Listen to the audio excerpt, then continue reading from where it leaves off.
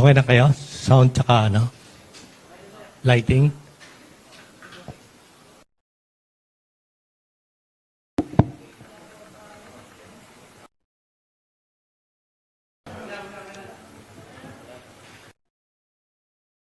Sige, umpisa na tayo.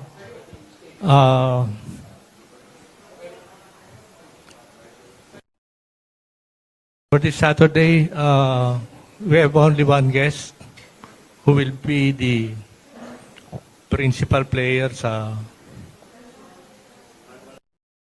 proceed ng impeachment case against Vice President Sara Duterte for trial sa Senate.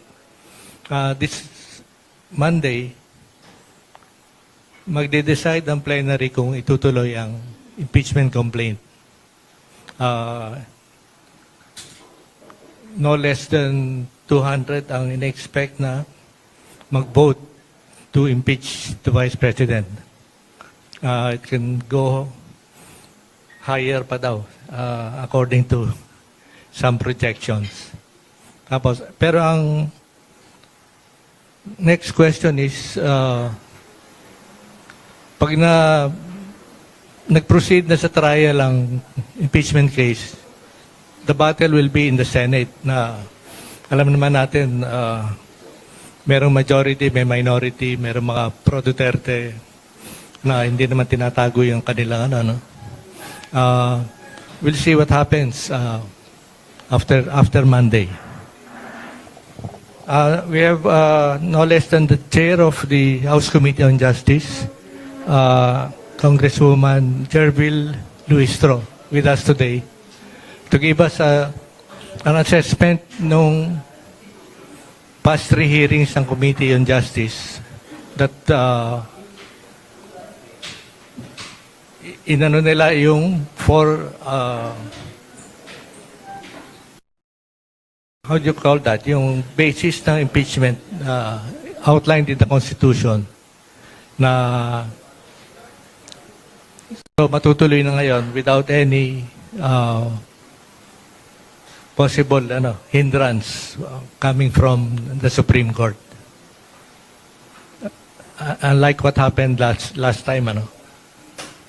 So, first of all, let's ask Congresswoman Luistro. Merong sasabi na talagang airtight yung case ng impeachment versus the Vice President. In fact, sabi ni Attorney Kapunan last time, it's no less than 99.9%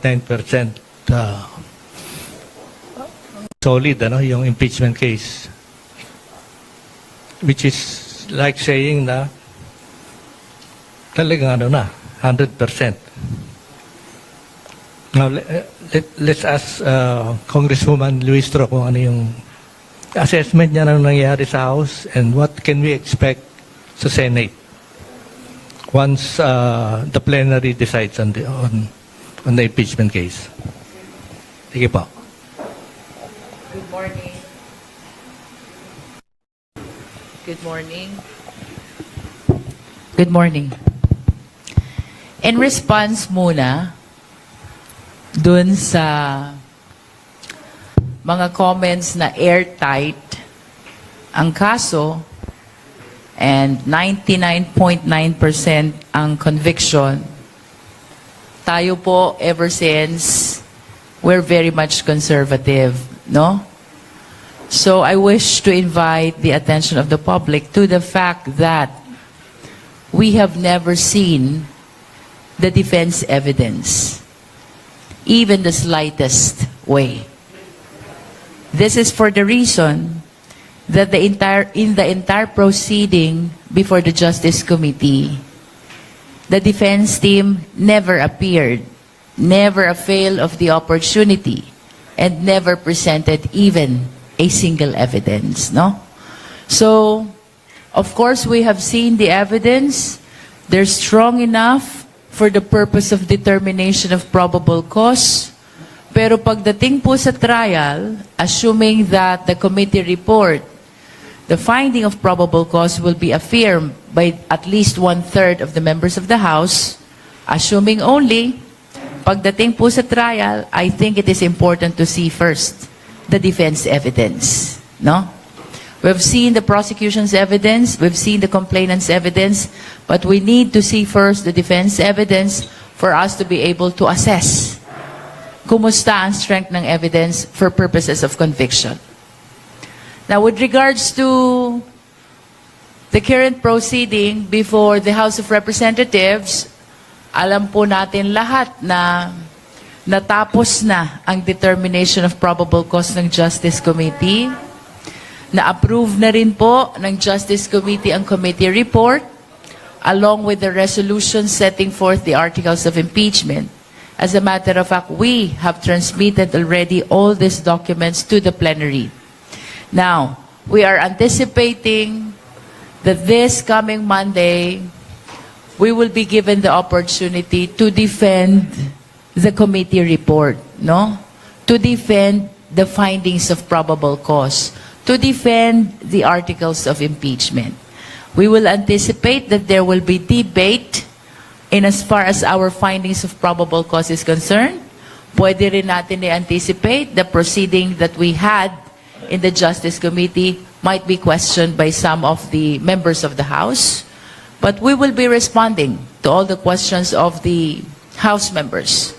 What is important is for the Justice Committee to be able to sponsor, defend this committee report along with the resolution and the articles of impeachment.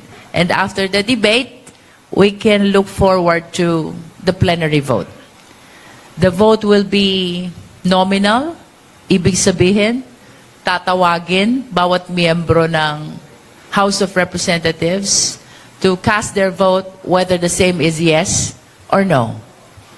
On the assumption only that we will be able to get at least 1/3 vote of all the members of the House, then this means that the articles of impeachment will be transmitted immediately to the Senate, no? Now, if we fail to get that 1/3 vote, the effect of the same will be automatic dismissal of the impeachment complaint, no? That would be all. So ano mangyayari sa pag nag-convene na yung plenary sa Monday? Will you read the report or summarize it?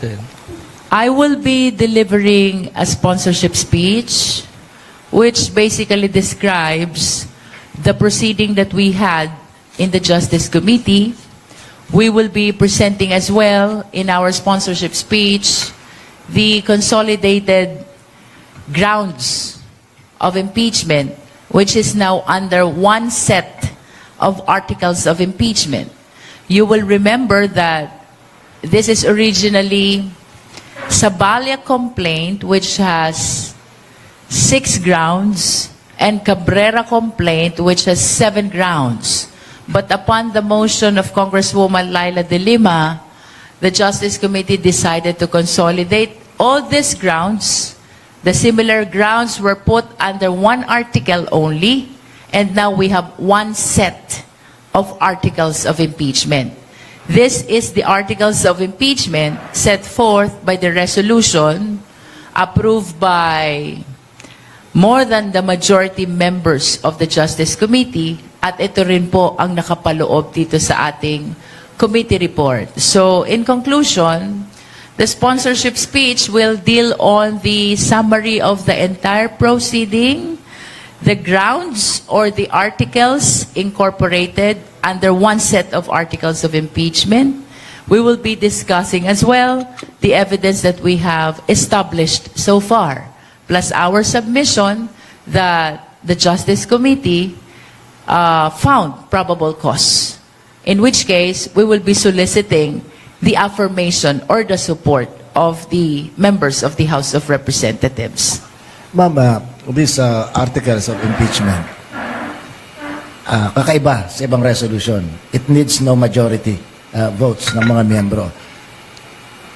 Ma'am, paano kung magko-sponsor o magko-author dun sa resolution na yan, ay more than 106 na, hindi ba tantamount sa approve na ito? Well, actually, under the Constitution, ang requirement po is at least 1/3. We are 318. So, a vote of 106 House members is already enough to solicit the approval of the committee report, the resolution, as well as the articles of impeachment. Yun po yun.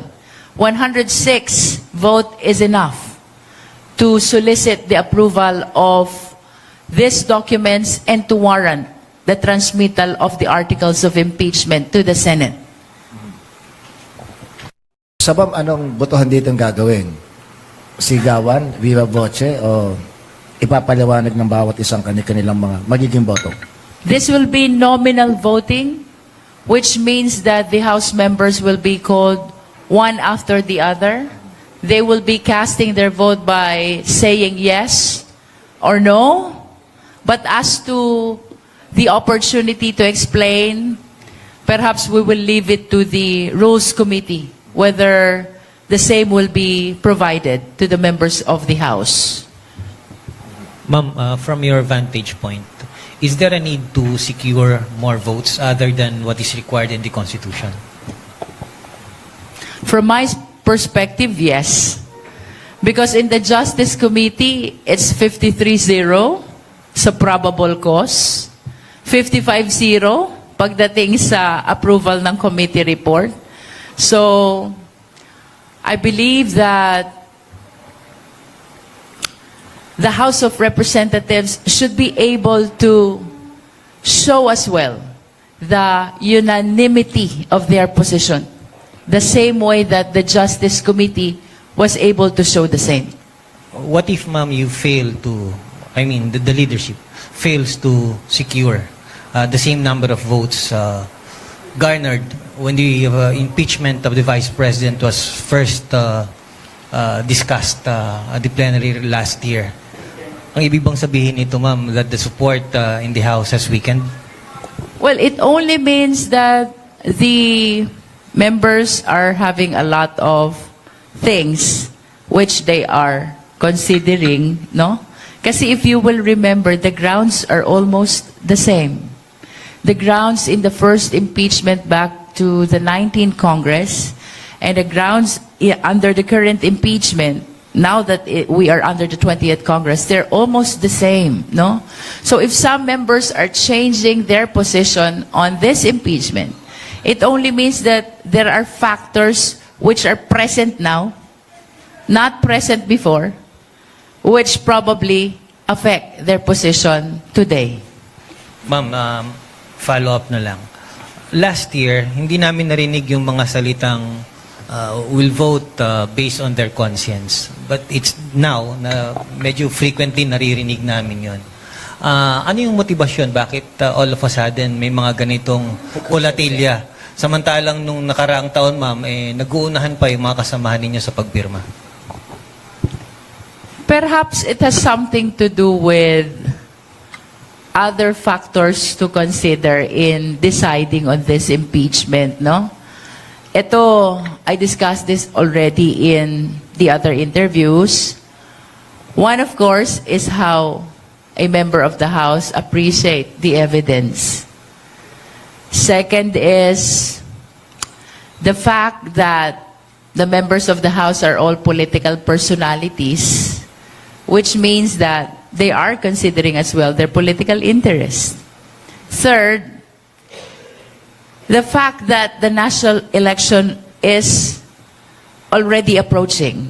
So, I think these are reasonable considerations for the House members. If ever those who voted in favor of impeachment during the 19th Congress will be changing their mind under the current impeachment. Magbibigyan ba ng opportunity yung mga congressmen na Dutertes to explain why they don't agree with the impeachment case? Well, there will be debate after the sponsorship speech, and I think everybody will be given the opportunity to participate in the debate, no? I'm quite sure about that. the interpellation. But with respect to the explanation of vote, siguro i-consider din ng rules kung ilan ang House members who are interested to explain their vote.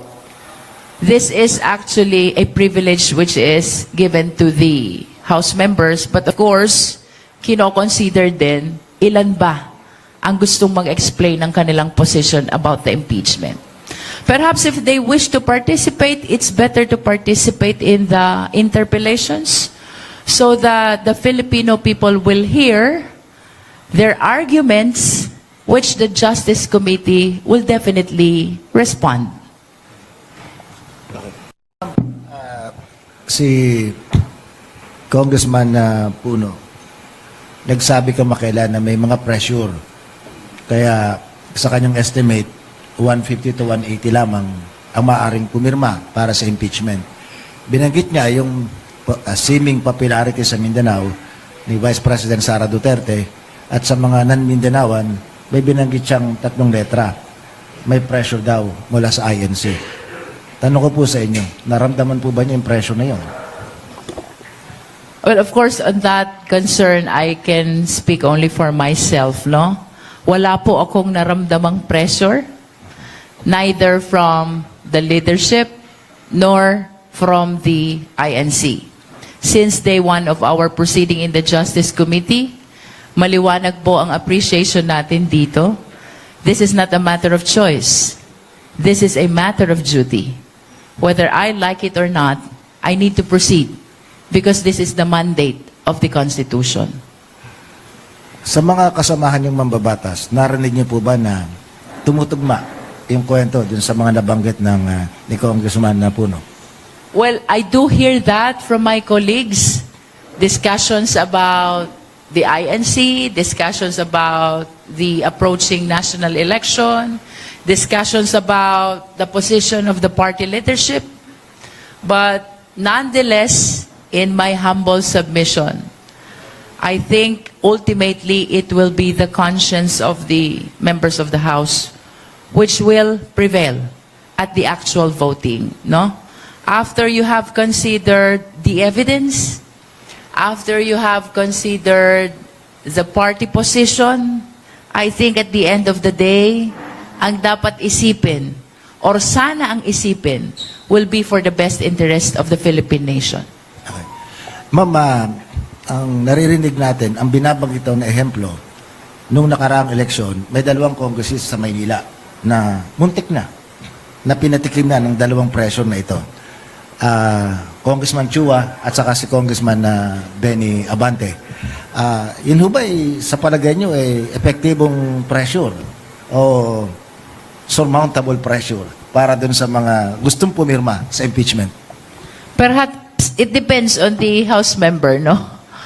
If you are affected or perhaps threatened by maneuvering like what you witnessed to what happened to Congressman Joel Chua and Congressman Benny Abante, perhaps the House member will be affected, no?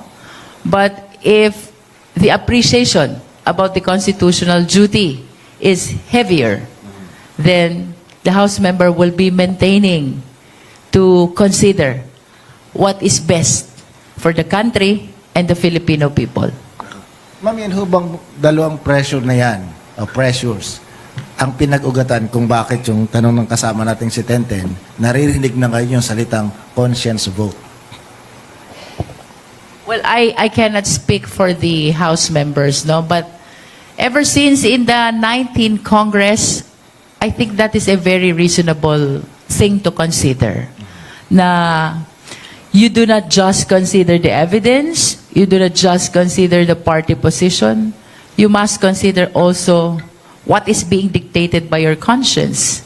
And by conscience, it means what is morally right, what is best for the Filipino people, what is best for the welfare of our country. Okay. Ma'am, of course, sabi nga nila, yung politics ngayon almost exact science na. Namamap na kung sinong boboto kay ganon, kung saang geographic location, malakas ang ganito, ganong grupo. Ma'am, yung ba'y napag-usapan man lang ninyo ng mga kapartido ninyo, kagrupo ninyo mga kongresista para ma-estimate ninyo kung ilan ang matitira sa mga bumoto at ilan ang madadagdag sa pwedeng mga bumoto? Are you talking about the voting in the plenary? Yes, ma'am. Well, hindi. Sapagkat ang focus po natin is only on the proceeding. As a matter of fact, I will be standing in the plenary, I think this coming Monday, but I never preempted as to who will be voting in favor of the impeachment and who will not be voting in favor of the impeachment. In other words, my focus only is to defend the findings of probable cause of the Justice Committee. As to who will be voting to affirm the same, we're leaving that up to the exclusive judgment of the members of the House of So, ma'am, you are Representatives. giving the reason, but you are not campaigning. No, I'm not campaigning. Sino magpe-preside sa session sa Monday? Let me just Speaker. clarify that. I'm not campaigning in the sense that I don't reach out to House members. I don't call them. I don't talk to them.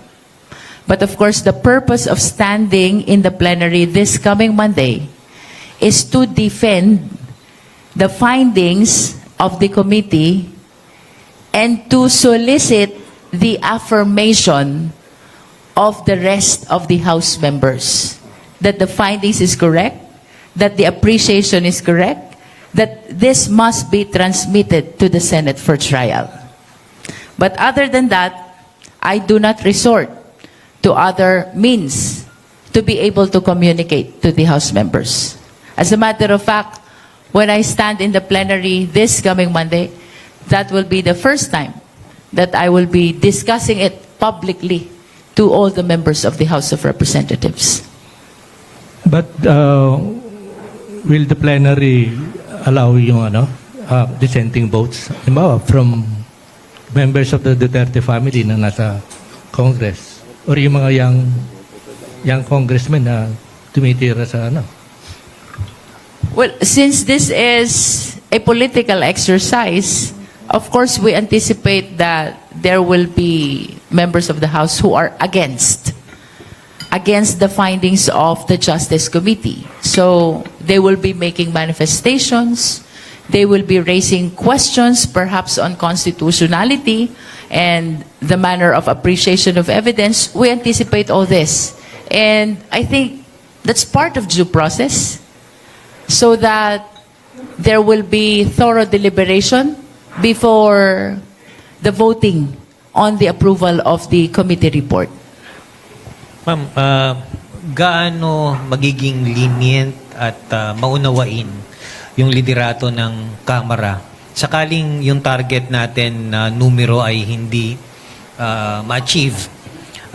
Magre-resulta ba ito dun sa posibleng rigudon sa membership at leadership ng mga major committees? Even speakership for that matter.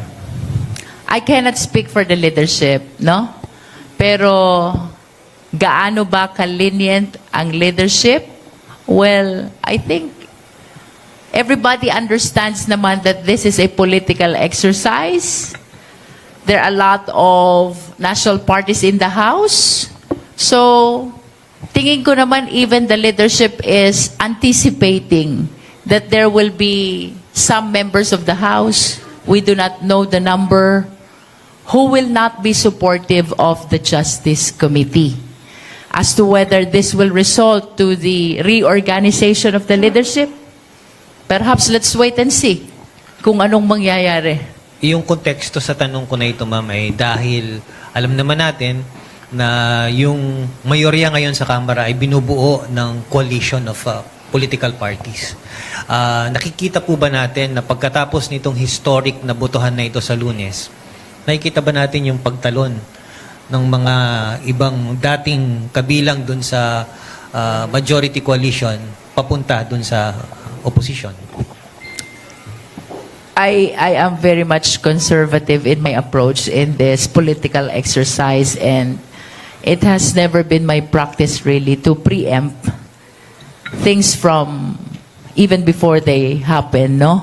So, I really cannot comment if ever there will be House members who will be transferring from one party to another after the result of voting on these articles of impeachment. Sige ma'am, medyo i-rephrase ko lang ng konti yung tanong. Baka makakuha kami ng sagot. Ma'am, alam naman natin na nakakati ang House generally sa minority at majority. Pag bumoto ka sa speaker, yung nanalong speaker, you are Important concerns which are being voted upon in the plenary. This is just one constitutional process where the decision, the positions of the House members will be solicited.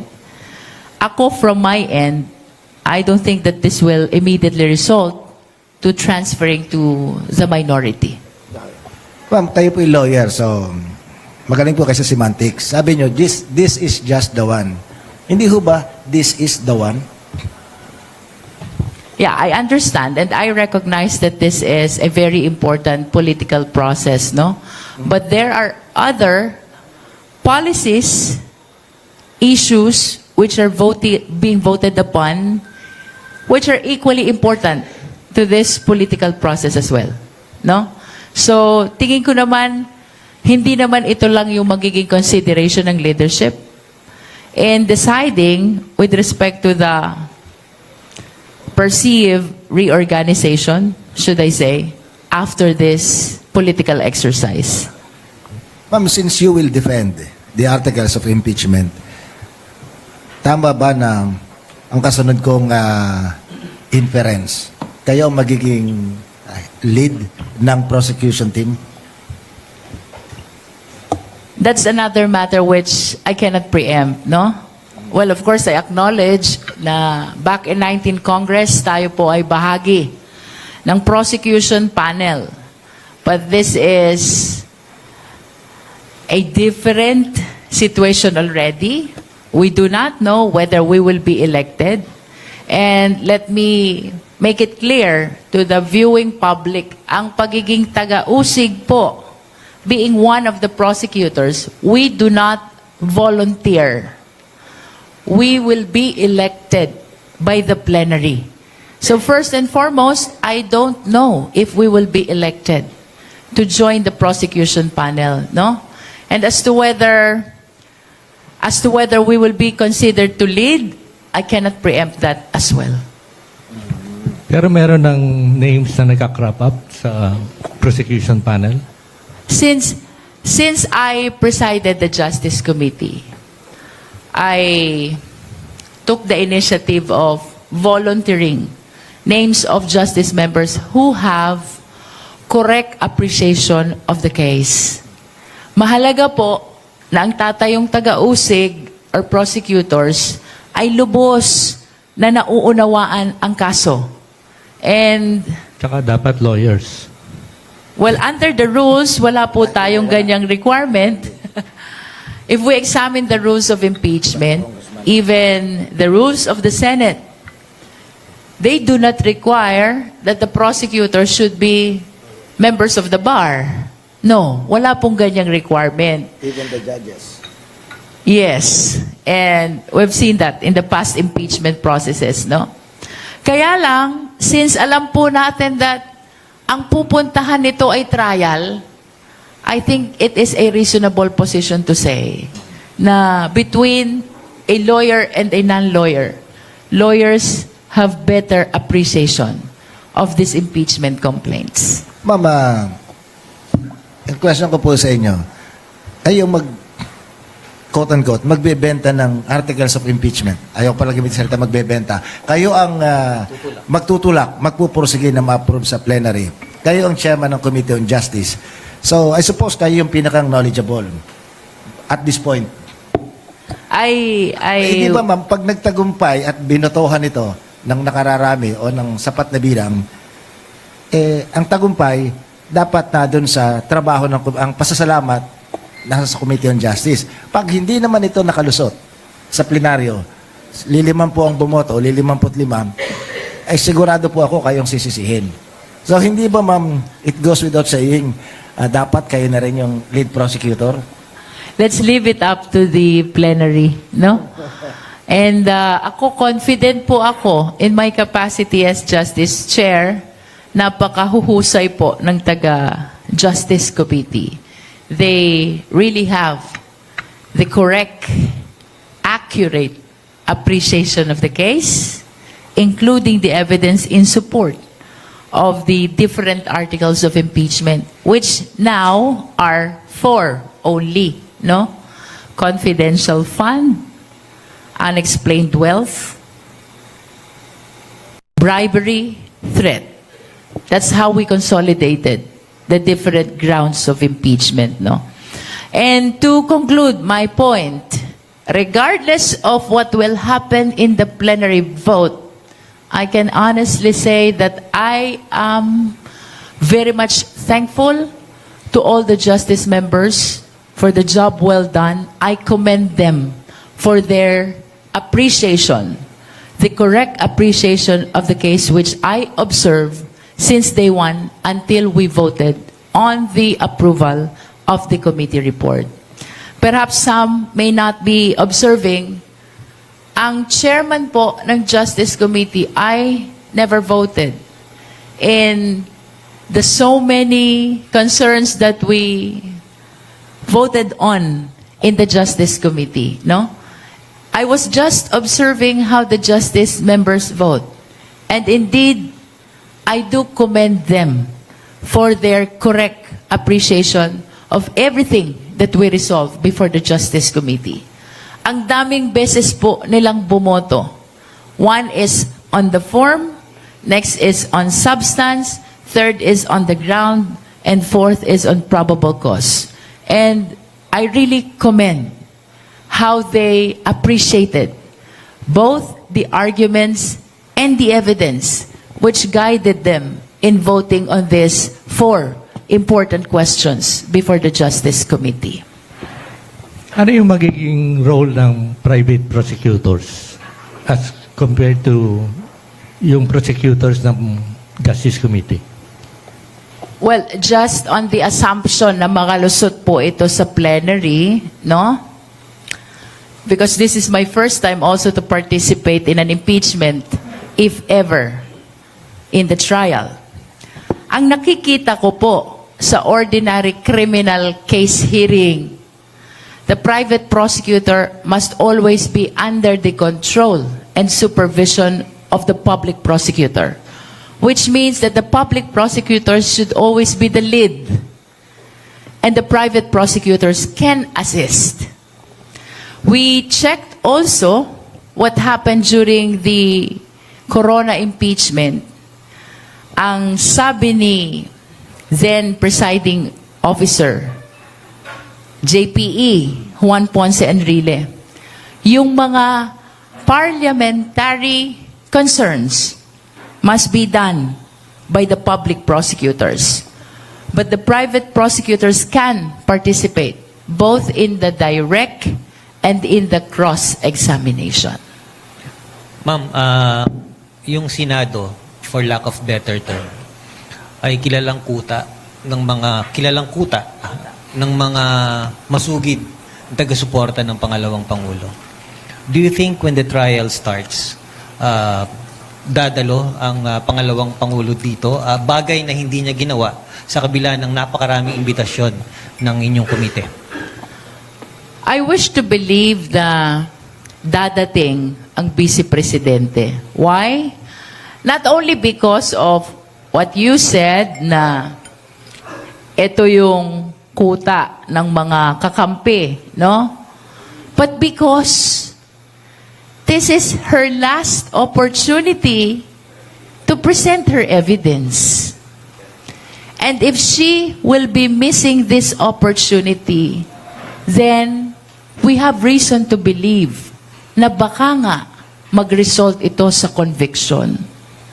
I think she should participate fully this time to be able to present her evidence, counter the evidence of the prosecution, dahil wala pa naman pong judgment This trial may result to conviction, but it may also result to acquittal, depending on the evidence which will be presented by the defense. Because we've seen already the complainant's evidence, no? We've seen them already. They were enough to sustain probable cause, but as to whether they are enough to sustain conviction, it depends on the defense evidence which will be presented. Pero kung hindi maglalatag ng ebidensya ang depensa, we can actually anticipate the appreciation of the senator judges that the complainant's evidence might be sufficient to support conviction because it will remain unrebutted kung walang maglalatag ng ebidensya from the defense. Napakahirap po nun. Kahit po sa ordinary court proceeding, pag naglatag ng ebidensya ang complainant, walang nilatag ang depensa, yun pong ebidensya ng complainant, we consider it unrebutted, unquestioned, no? In which case, there's a big chance of appreciation by whoever will resolve the case. Ma'am, all the charges leveled against the Vice President are now in the open. Gusto lang namin kunin yung opinion nyo bilang isang batikan at hinahangaan na manananggol. What could be her strongest defense at this point?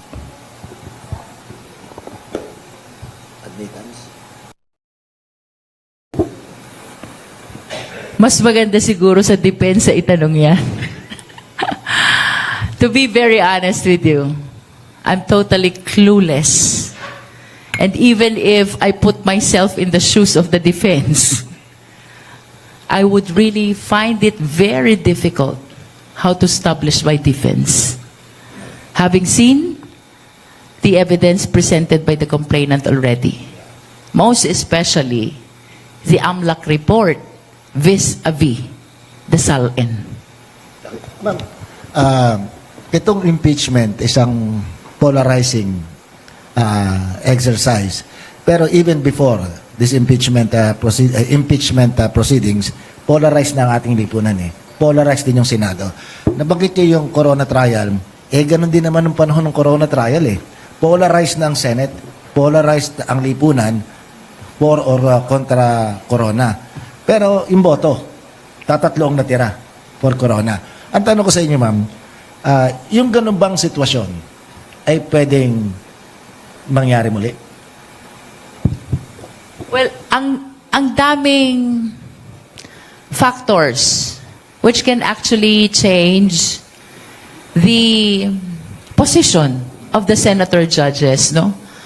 Well, in fact, medyo unfair nga na parang piniprejudge na natin yung position ng mga senator judges. As you can see, none of them is commenting on the merits of the impeachment complaint, on the articles of impeachment rather, because they are very much conscious that as senator judges, they need to be impartial, they need to be independent. And that is why, apart from political affiliation, the prosecution really have this huge task of presenting the evidence very well, no? Because even if your political affiliation is with the Vice President, if the evidence is so overwhelming that even the general public is already supportive of conviction, how can an ally of the Vice President vote against conviction? If it is seen by the general public, it might cause his own political interest. That's why evidence is very important. Alam po natin na merong existing political affiliation ang ating mga senador. But I am confident that they will be very, very cautious in casting their vote, in deciding on the impeachment, depending on the strength of the evidence which will be presented. Because at the end of the day, sila kasama sa huhusgahan. If they vote against the evidence, and the evidence is so overwhelming, it might cost their political interest. So ma'am, we are hoping for enlightened self-interest ng mga senator judges. I think so. I think so. Just like the members of the House, no? That's how I appreciate it, no? Co-consider nila yung evidence, co-consider nila yung political affiliation, but at the end of the day, ang mananaig sa kanila, the best interest of the Filipino people. Which means that kung ano ang matimbang sa sambayan ng Pilipino, I think they will go for that. Kung magkaroon na unexpected turn of events na merong mag-move sa ilang senators na stop yung yung trial, what can they do? Dapat may basis. Run to the Supreme Court, gano'n? Well, we do not want to anticipate a situation na just because of political affiliation, they will be moving to stop the impeachment trial. They will be moving not to convene the impeachment court.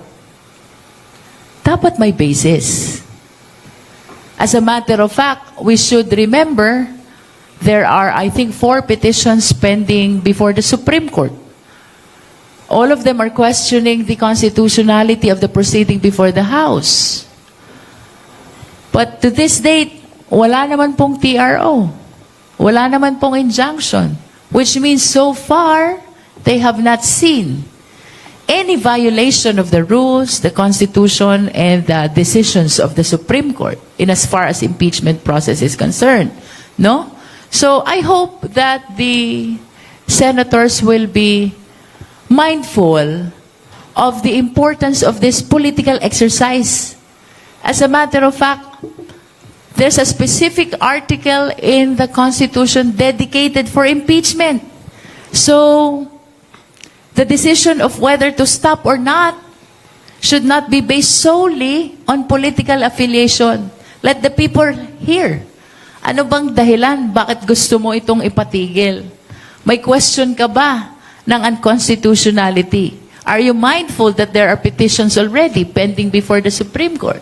In the absence of reason, sufficient basis for a motion to stop convening the impeachment court, baka, kagaya ng sinabi ko kanina, it might cost the political interest of the senator already.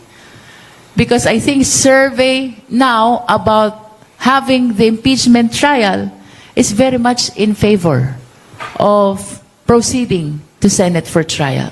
Which means, ang gusto ng Pilipinong nakararami ay magkaroon ng tamang paglilitis dito sa impeachment na ito. Ma'am, help us understand more. Kasi may nagsasabing ang Supreme Court daw masyadong overreaching, overacting nga, sabi ng mga non-lawyers. Ang tanong ko po sa inyo, ano ho ba talaga yung ibig sabihin ng 3 co-equal branches ng ating government? Kung ang Supreme Court ay aakto ng ganun, pinasukan yung usapin ng impeachment, pinatigil ang impeachment, mukhang the gods of Padre Faura must be that supreme. Yung courtesy naman, kung nakabati lang po sa courtesy yung pagiging co-equal, yung budget ng Supreme Court, kahit alam niyo, may 20% dyan, bakante yung mga pwesto. And yet, hindi nyo iniisa-isa kung magkano talagang ginagasto sa sweldo. At the end of the fiscal year, dinedeklarang savings, tapos pinaghahati-hatian bilang bonus. Pero hindi ini-scrutinize ng mga kongresista ang budget ng Supreme Court in the name of respect and being co-equal. Pero parang yata nare-reciprocate yung equal respect na binabagay. So, ang tanong ko po sa inyo, ano ba talaga pinagbabatayan para maging co-equal? Kasi kung pahintuin ng Supreme Court yan, ano gagawin? Sabi ni Senator Tito Soto, trabaho namin to . Imagine yung Senate President, pinagpapaliwanag ng Supreme Court doon sa kanyang comment na ginawa niya bilang Senate President at bilang Senador. Ma'am, your explanation please. Well, of course, we adhere to the principle of separation of power na ang executive ang tagapagpatupad, ang legislative ang tagagawa ng batas, ang legislative din ang taga-dinig ng impeachment process na ito. Initiation belongs to the lower house, trial and judgment belongs to the Senate.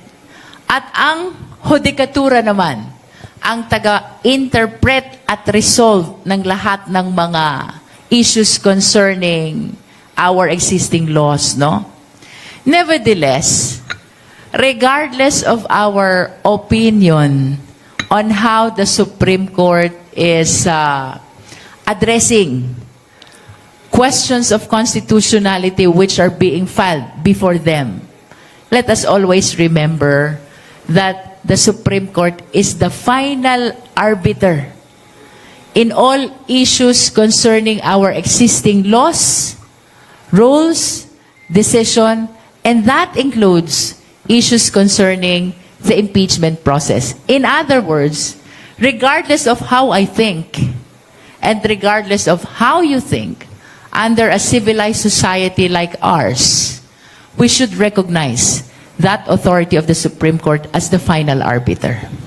So ma'am, ang impeachment court, dalawang presiding officer. Yung Chief Justice at saka yung Senate President. Eh, pinagpapaliwanag nga nung The Chief Justice will be the presiding officer if the official being impeached is the President. yep, But this time, Senate President lang. the Senate President will preside because the impeachable official concerned is the Vice President. So ma'am, may chance bang mangyari yung sinabi ng isang senador, Robin Padilla, sabi niya, tungkulin daw nila sa minorya na umopose. Kaya nga daw opposition eh. Exactly yun ang kanyang words na ginamit. Pwede bang mangyari yun na magbotohan yung mga senador? Ayaw namin ng impeachment. Mas marami kaming umaayaw. Pwede bang mangyari yun? So we respect Senator Robin Padilla, no? But in the absence of reason, of basis, why the impeachment court should not be convened, I think it will be very difficult to understand why they will move not to convene. Dapat ilatag muna nila ano bang dahilan. Eh, kung ang Supreme Court nga, to this date, they're not issuing TRO, they're not issuing an injunction, he should give us opportunity to hear first. Ano bang dahilan nyo why you are against convening the impeachment court? Because his reason, na just because they are opposition, they will be going against convening the impeachment court or going against the impeachment.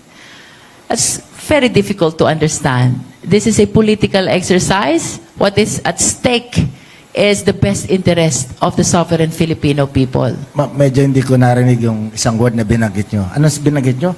We expect o we respect? Yung paliwanag ni Robin. I respect Senator Robin, but his statement is quite difficult to understand in the absence of reason or basis why we should not proceed to convening the impeachment court. Last week, sabi nung isang lawyer na resource person natin, he does not expect Sara Duterte to appear before the Senate. What do you think? Yeah. Ako, I do not want to preempt whether she will appear or not. But if I were in her shoes, I will appear because this is my last opportunity to present my case. If I miss this opportunity, then I should anticipate the possibility of losing this case. Or in other words, receiving a judgment of conviction. Sino ba harap sa na lawyers ni Sara?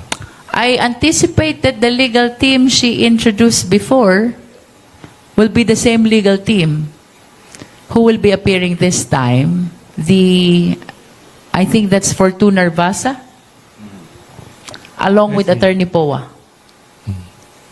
That's what I see during their press conferences. In February of this year, ma'am, the Vice President has announced her intent to run for President in 2028.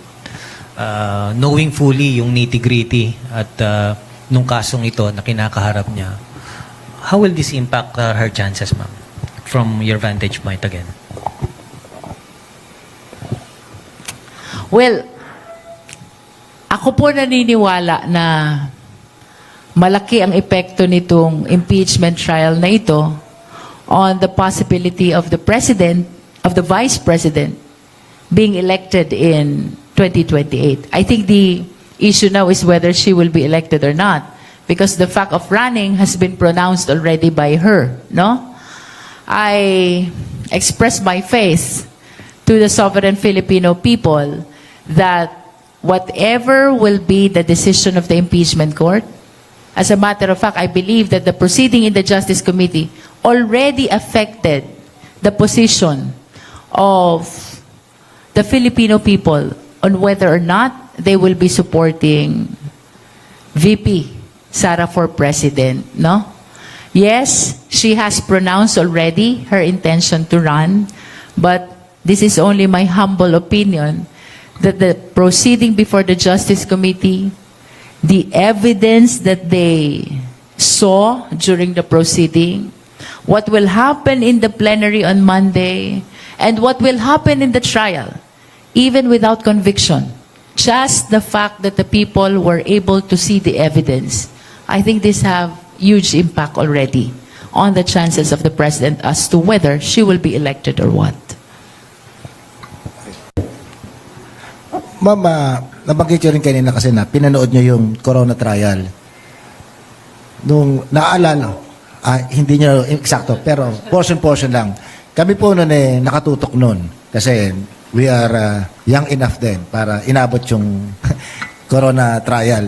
Napansin po namin kapag yung mga private prosecutors ang nagsasalita, binabardagol ng mga senator judges to the point na hindi nga makapagsalita binubulabog, sabi ng mga Tagalog, binubulabog yung pagkasalita. So, lesson learned ba yun na pagka medyo yung usapin contentious ang patatayuin at magdedepensa yung congressman na prosecutor? Well, kung ako if I will be part of this prosecution panel, siguro isa lang ang parameter ko, yung familiarity ng prosecutor to the ground, no? Regardless of whether he is a public or private prosecutor. And to your observation about Bardagulan, I think if that happens, with courtesy, I will be manifesting my observation that the questions being raised are no longer relevant to the impeachment case.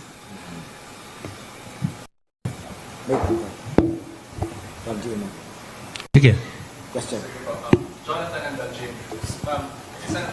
Teka, gamit ka ng microphone para kinig na lahat yung tanong. Senator Amy Marcos is claiming now na there's a massive incentive package to secure a yes vote sa House of the Representatives for the impeachment. The offer includes 50 million in cash, 3 million peso in additional MOOE per month, and 150 million peso worth of projects per congressman na boboto daw ng yes. May naririnig po ba kayong ganon sa House of Representatives? Totoo po ba yun or hindi? Of course, I can speak for myself only, and I deny that pronouncement of Senator Amy, with all due respect to her. Wala po akong na-encounter na ganyan. And ang sabi po niya doon naman daw sa boboto ng no, zero budget and possible legal charges. I deny that as well, in as far as I am concerned, wala po tayong naririnig, na-encounter na ganyan. As a matter of fact, wala pong kumausap sa akin regarding this impeachment process since day one of our proceeding in the Justice Committee. Thank you, ma'am. Sa Monday, interpellation lang po ba yun ng debate or do we expect na ng botohan?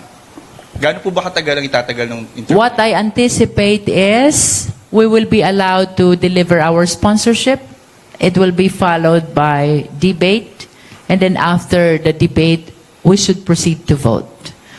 We understand that this is a constitutional process which must not be delayed.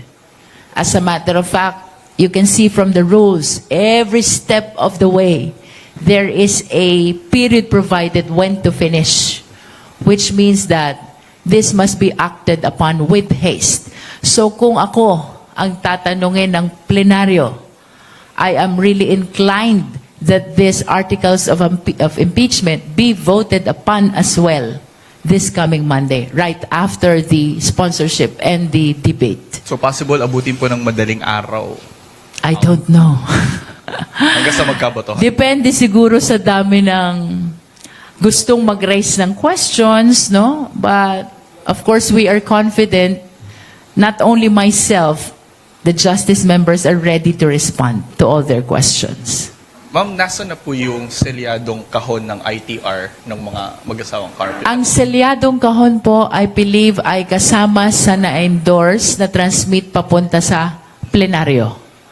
Wala na po sa amin yung kaso, you will remember, because the Justice Committee already transmitted the committee report to the plenary, and that includes all the records. So I believe that this is in the custody of the plenary already.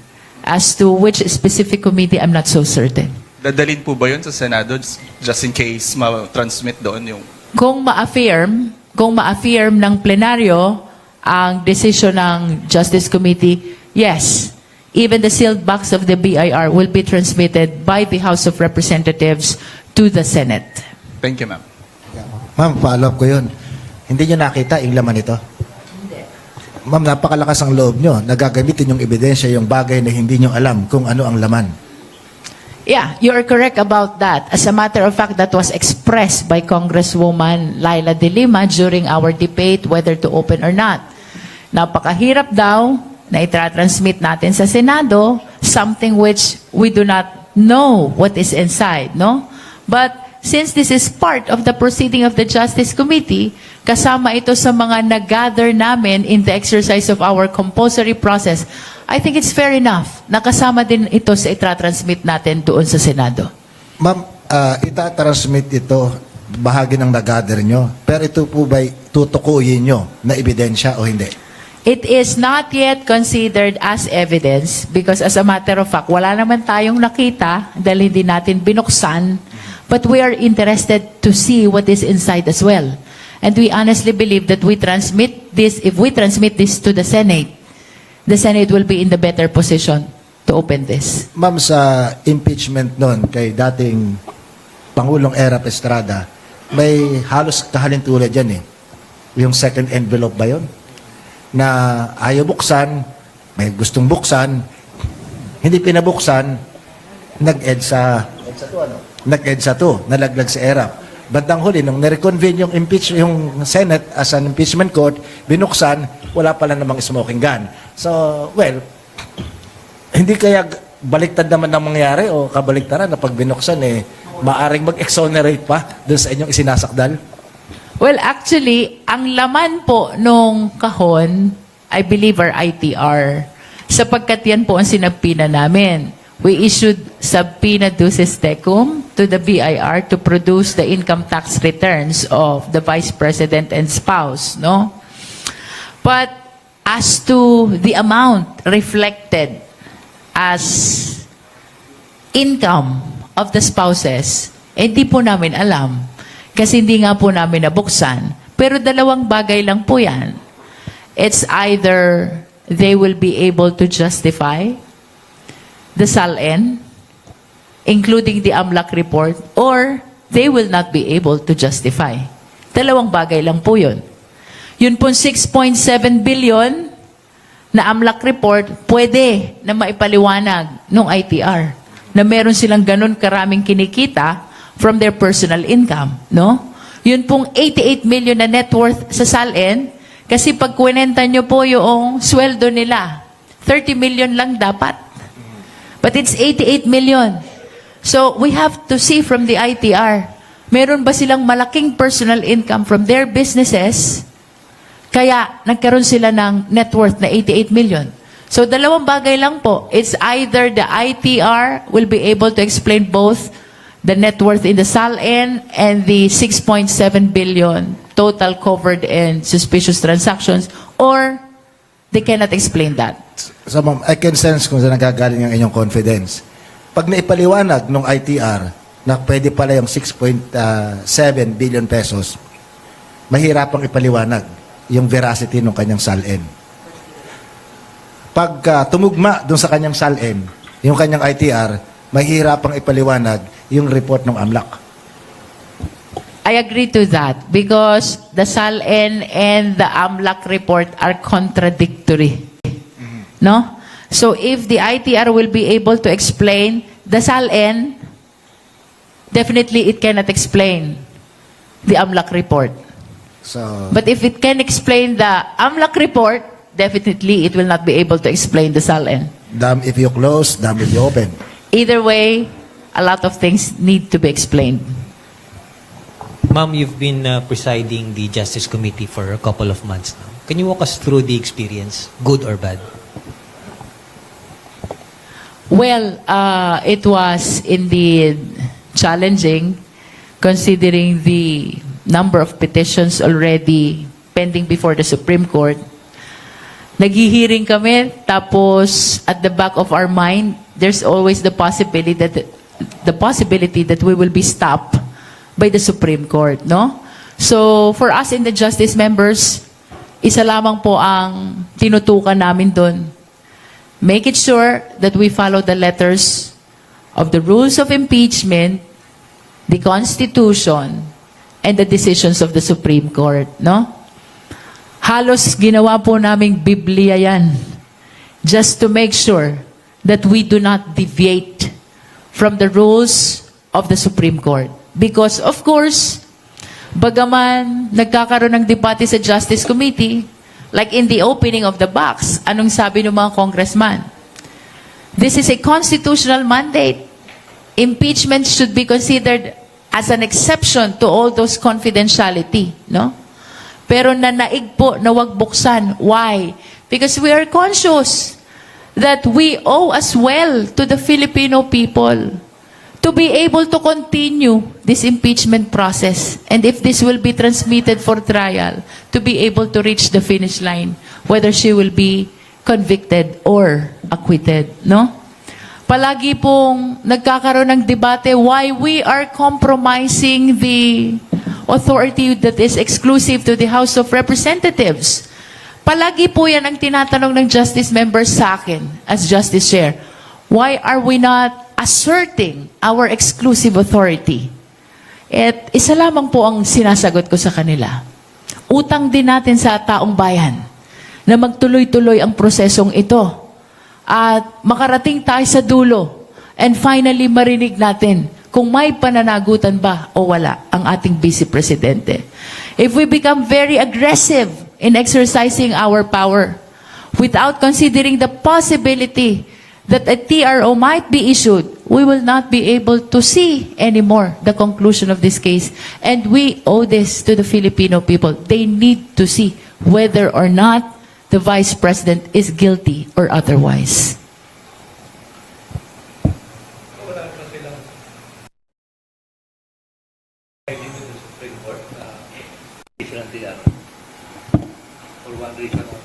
Ang alam ko po may 4 na pending doon. Questioning the constitutionality of the proceeding before the Justice Committee, questioning the issuance of subpoena, alleging that this is a fishing expedition, no? Yun po yung mga allegations nila doon. But to this date, so far, awa ho ng Diyos, wala pang TRO at wala pa ring injunction na lumalabas. And considering that this is a constitutional duty, our position is to simply continue for as long as we are not being stopped by the Supreme Court.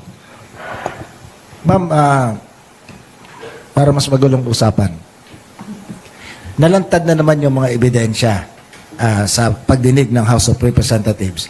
Meron bang pipigil sa isang individual, sa isang taxpayer, na pagsamasamahin yung mga ebidensyang publicly available na at yung mga nabanggit na pangalan ay kasuhan ng plunder sa ombudsman? Well, we cannot stop anyone who wishes to pursue a criminal case of plunder before the ombudsman, no? As a matter of fact, maalala nyo, during the time of the former ombudsman, they docketed the committee report of Congressman Joel Chua about the proceeding of the Committee on Good Government and Public Accountability. And I remember, there are recommendations in the committee report about the filing of criminal cases. So, this is also my question as to the status of this committee report, considering that the same has been docketed, which means kaso siya it was treated as a case by the former ombudsman. Tanong ko din po iyon, ano na ho kaya ang status nung committee report na dinakit at kinonsider na reklamong kriminal ng dating ombudsman? Actually, it's not only a criminal case but an admin case as well. And I understand that the same is not only against the Vice President, it includes even the officials of the OVP and DepEd, most especially the Special Disbursing Officer, the SDOs.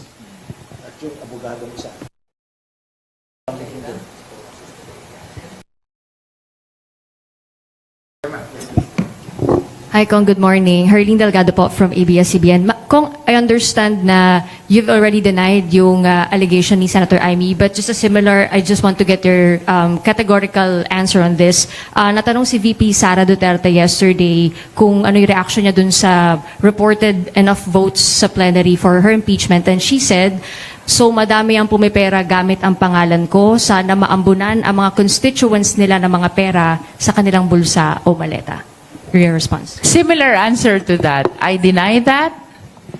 Wala po tayong na-encounter na mga ganyang offer.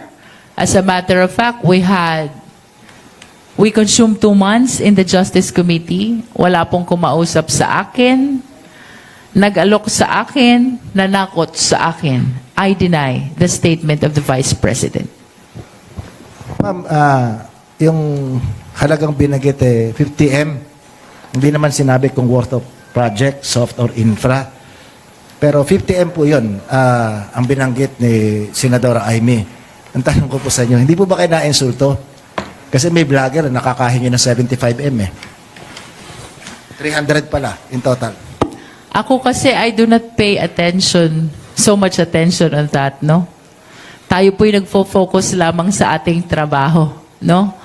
The task of defending the committee report before the plenary is really tough.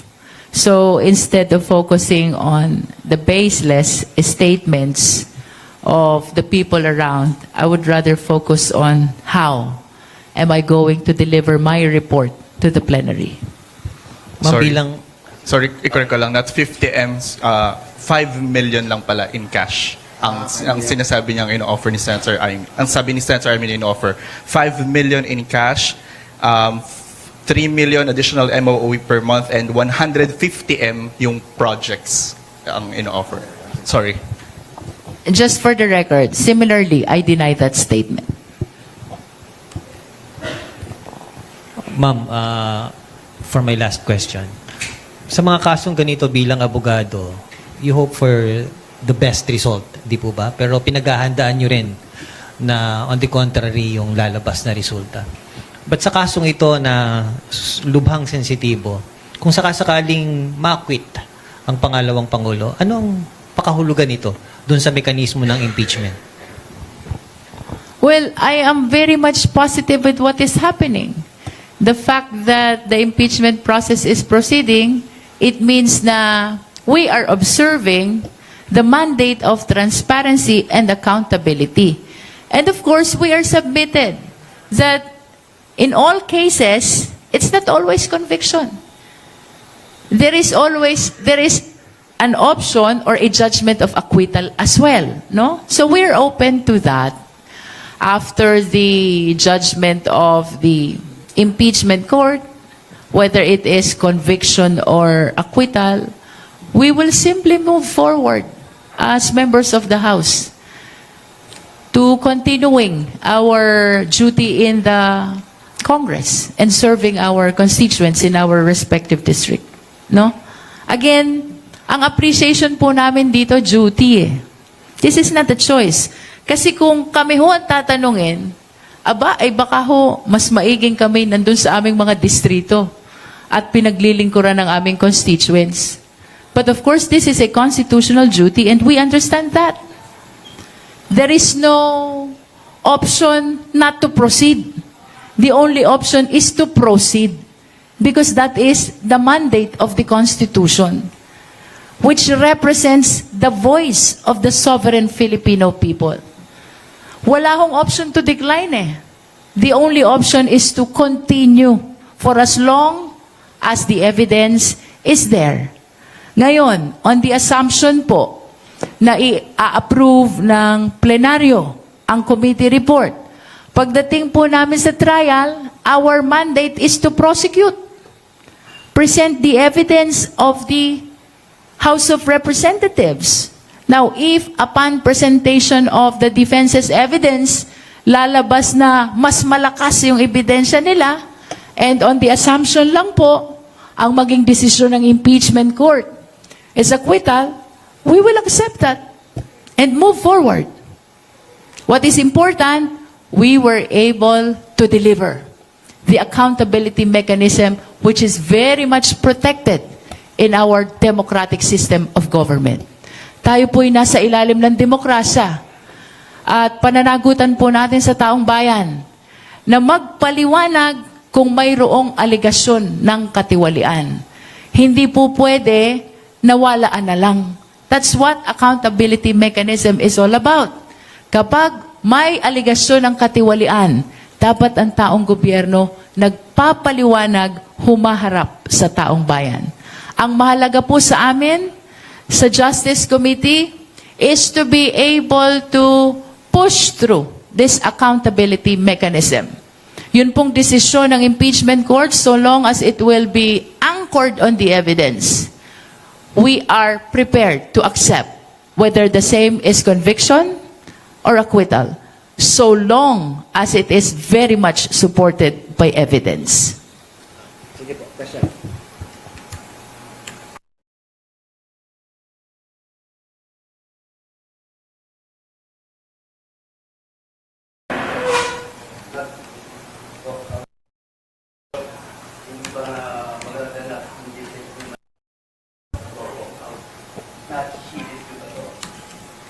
Depende po siguro sa magiging sitwasyon. So long as the proceeding is relevant to the impeachment process, so long as everybody is following the rules, so long as there is basis for every decision of the impeachment court, I do not see that the public prosecutors will be doing the same thing. Mas gusto po namin, sir, na makarating ito hanggang dulo, so that the people will understand the decision of the senator judges.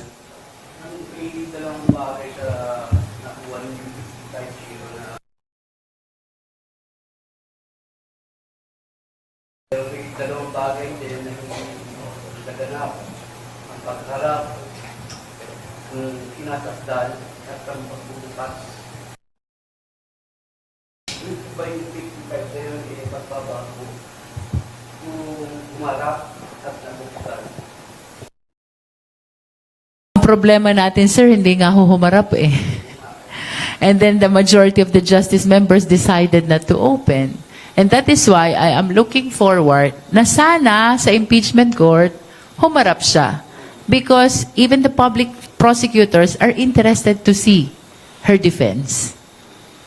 And we will leave it up to the senator judges whether they will open or not the PIR box.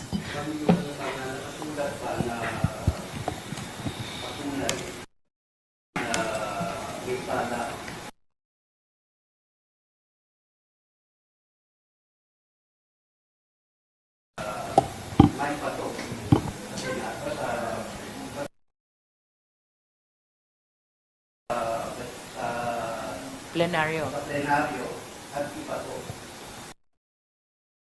Again, yun pong naging huling boto natin sa Justice Committee. It is only on the determination of probable cause. And by probable cause, it was explained in the past impeachment processes. This is merely justification to be able to proceed to trial. No? You've seen the notices of disallowance, the decision of COA, the video of the Vice President, as well as the findings of the NBI. You've seen the AMLAC report vis-a-vis the SALN. Always remember, all of this are unrebutted. Unrebutted because the defense team never presented even one single evidence. Having said so, we are submitted to say, that it even surpassed the requirement of probable cause. Enough for the Justice Committee to transmit it to the plenary and, with all due respect to the House members, enough for the plenary to transmit it to the Senate. Okay, ma'am. Sa political side, kasi sabi nga nila, impeachment naman it is also a political trial, political exercise. Ma'am, meron akong naririnig na nagsasabi na mahirap daw tumaya ang isang kongresista maliban doon sa pressure ng dalawang grupong nabanggit na pag-usapan kanina. Kasi pag ikaw ay bumoto na for impeachment kay congressman ka o senador, pabor sa impeachment, ang tingin sa'yo, ikaw ay anti-Sara. Kilala kung what you are against. Pero kung bumoto ka rin ng against sa Sara, hindi alam kung saan ka for, kung anong pabor. Hindi maliwanag kung ikaw ay pabor kay BBM o pabor kay ano. Kasi walang maliwanag kung sino yung alternative. Kaya ang seemingly, politically, ang mas may solidong foundation na tinatayuan ay si Sara. Ma'am, anong masasabi niyo sa ganitong political quibblings? I think this is not about whether you are pro-VP or anti-VP. That is not the question in the impeachment process.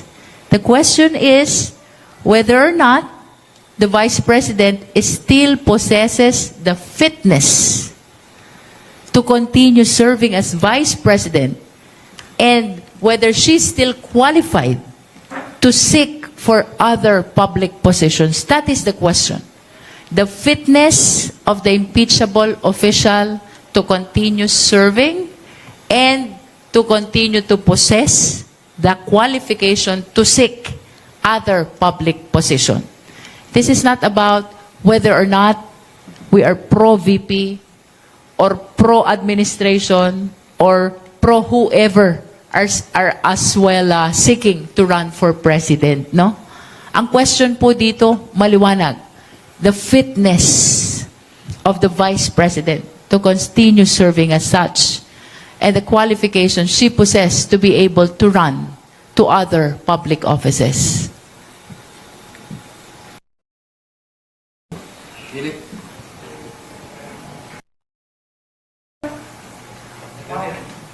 Mamaya, nasahan ko na aambusin kayo, aambusin kayo. Hindi matatanong ito. Kasi nangyari kahapon, pinalitan yung ibang paksana. Pinalitan yung magulado ni Gong sa brigade. Ano masasabi mo ito? Kasi kakatuwa yung sitwasyon natin kung magkama. Pareho under trial. At malamang magsasabay yan. Kunti lang soundbites, lalo na yung paano yan kasi tatanungin din yan? Tungkol po sa pag-withdraw ni Attorney Kaufman as lead counsel ni former President, I can only surmise na hindi na siya fulfilled as a lawyer ng former President. And the decision came from Attorney Kaufman, not from the Duterte family. We've heard it, siya yung nag-withdraw. No? So, in plain view, ang interpretation ko lang po dyan, hindi na siya fulfilled standing as the lead counsel of the former president. Perhaps the reason is sa dami po ng attempts nila to question the jurisdiction of the International Criminal Court, eh palagi naman po itong nadi-deny. Ma'am, ano yun? White flag raising? I don't know really how you are going to interpret that. It's not for us to comment on that. Perhaps it's better to ask the Duterte family. Ma'am, kasi kung finire out siya nung nagbabayad sa kanya, nahinaan sa kanya. Pero yung abogado ang umatras sa nagbabayad sa kanya, parang Wala naman sinabing fired out siya. May sinabi ba? wala po. Pero ang sabi niya, nag-withdraw siya eh. Yeah. The So- report was simply he is withdrawing as lead counsel. I think we should not go beyond that.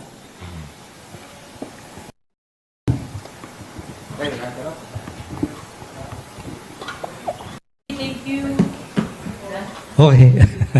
On that note, we'd like to conclude this Saturday News Forum's episode for today. I would like to thank the chair of the House Committee on Justice, si Batangas Representative Jervil Luistro. At maraming salamat sa media na nagko-cover sa atin. We'll see you next Saturday.